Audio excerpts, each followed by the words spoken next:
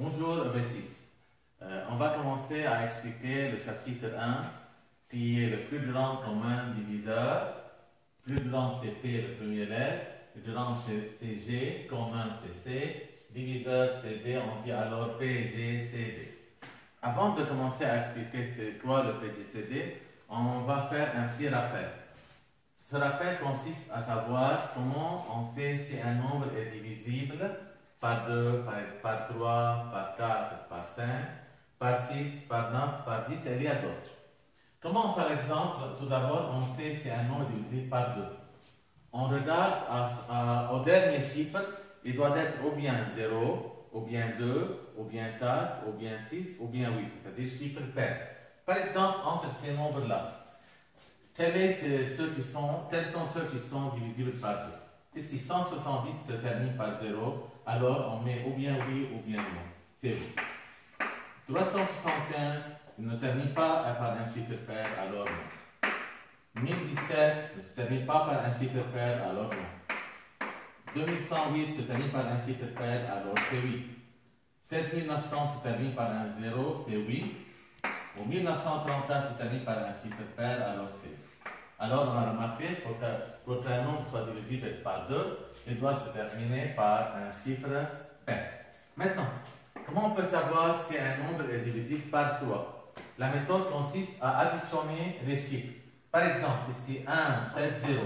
Si j'additionne 1 plus 7 plus 0, j'obtiens 8. 8 est divisible par 3, alors non. Ici, 7 et 3 et 5, c'est 15. Alors 15 est divisible par 3, c'est 8. 1 plus 1 plus 7, c'est 9. Alors divisible par 3, c'est 8. 8, 9, 10, 11. Alors c'est non. Si j'additionne 6 et 1, 7 c'est 16. Alors non. Ici, si j'additionne 9 et 1, 10 et 17, alors c'est non. Alors, pour qu'un nombre soit divisible par 3, j'additionne ces chiffres. Si le nombre obtenu est divisible par 3, alors le nombre est divisible par 3. Par 4, on regarde à ces deux derniers chiffres. Si ces deux derniers chiffres sont divisibles par 4, alors le nombre est divisible par 4. Ici, 70 n'est pas divisible par 4. 75 n'est pas divisible par 4. 17 n'est pas divisible par 4. 0,8, c'est-à-dire que 8 est divisible par 4, oui, c'est vrai. 2 zéros sont divisibles. 0 est divisible par n'importe quel nombre, oui. Et 34, il est divisible par 4? Non. Alors, pour qu'on puisse savoir si un nombre est divisible par 4, on regarde à ces deux derniers chiffres s'ils sont divisibles par 4. Par 5, il doit terminer ou bien par 0 ou bien par 5. Ici, il se termine par 0, oui. Par 5, oui. Par 7, non. Par 8, non. Par 0, oui. Et par 4, non. Par 6, la méthode est, s'il est divisible en même temps par 2 et par 3, alors il est divisible par 6. Par 2 fois 3 nous donne 6. Quel est entre ces deux nombres, ceux qui sont divisibles en même temps par 2 et 3? Il n'y a aucun, alors aucun nombre n'est divisible par 6. Par 9, le même travail qu'on a fait avec 3. J'additionne les chiffres, la réponse obtenue. S'il est divisible par 9, alors le nombre est divisible par 9. 1 et 7, c'est 8, alors non. 7 et 3, 10 et 5, 15, non, n'est pas divisible par 9. 7, 8, 9, oui, 9 est divisible par 9. 8 et 2, 10, 11, non. 9, 10, 16, non. 9 et 1, 10 et 3, non, c'est 17 la somme. Alors seulement le 1017, là, ces chiffres nous donnent la somme 9. Par 10, il doit terminer ou bien par 0 ou bien par 2 0. Ici, oui, non, non, non, 2 0, oui, et non. Alors, on a étudié, ou bien on a fait un petit rappel sur quels sont les nombres, ou bien comment trouver les nombres qui sont divisés par 2, par 3, par 4, et ainsi de suite. Deux remarques qu'on doit savoir ici. 1 est un diviseur de tout entier. N'importe quel entier, on peut le diviser par 1. On sait n'importe quel entier, alors on peut le diviser par 1. Mais 0 n'est pas un diviseur de aucun entier naturel. يعني aucun nombre ولا رقم بينقسم على 0. كل الارقام بتنقسم على 1 بس ولا رقم بينقسم على 0 لانه اذا قسمنا رقم على 0 بتعطينا شيء une réponse impossible يعني n'existe pas. On passe maintenant à expliquer c'est quoi le PGCD. Tout d'abord, il nous donne deux nombres, 12 et 18. Pour trouver le PGCD, on a trois étapes à travailler. Tout d'abord, on doit trouver les diviseurs de 12 et les diviseurs de 18. Quels sont les diviseurs de 12? La méthode est la suivante. On fait 1 fois quoi nous donne 12? 1 fois 12. Ensuite, un peu plus. 2 fois quoi nous donne 12? 2 fois 6. Et on continue.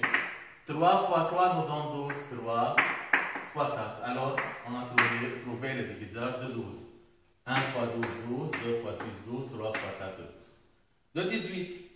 1 fois 18 nous donne 18. 2 fois combien nous donne 18? 2 fois 9. 3 fois combien nous donne 18? 3 fois 6. Est-ce qu'il y a encore? Il y a le 4 et 5. Mais 4 fois 5 ne donne pas 18, alors on a trouvé le diviseur de 18. Maintenant, les diviseurs communs de 12 et 18, c'est-à-dire tous les nombres qui existent dans les deux intersections. Ce sont 1, 2, 3, 6 seulement. Ce sont les diviseurs communs de 12 et 18. Le PGCD, c'est le premier diviseur autre que 1, sera le PGCD de ces deux nombres. Alors, on trouve que le PGCD, c'est le nombre 2. Comme ça, on a trouvé le PGCD de 12 et 18. On a maintenant trois étapes qu'on peut faciliter le travail. On remarque que 4 et 12, est-ce qu'il y a quelque chose en commun entre ces deux nombres? Oui. Le commun, c'est que 4 est un diviseur de 12. Lorsqu'un nombre est un diviseur d'un autre, le plus petit sera le PGCD. Alors, 4 sera le PGCD de 4 et 12. 4, on dit 4 est un diviseur de... Maintenant, on remarque qu'entre 6 et 25, il y a rien commun. Il y a les 25, c'est 5 fois 5, et 6, c'est 2 fois 3. Il n'y a pas de nombres communs. Le PGCD est toujours 1, car on dit que car ils sont, on dit premiers entre eux. يعني ما فيهم مشترك بيكون البيجسيدي تبعهم شو 1.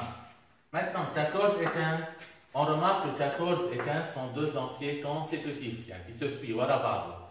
Toujours le PGCD sera, on multiplie 14 fois 15.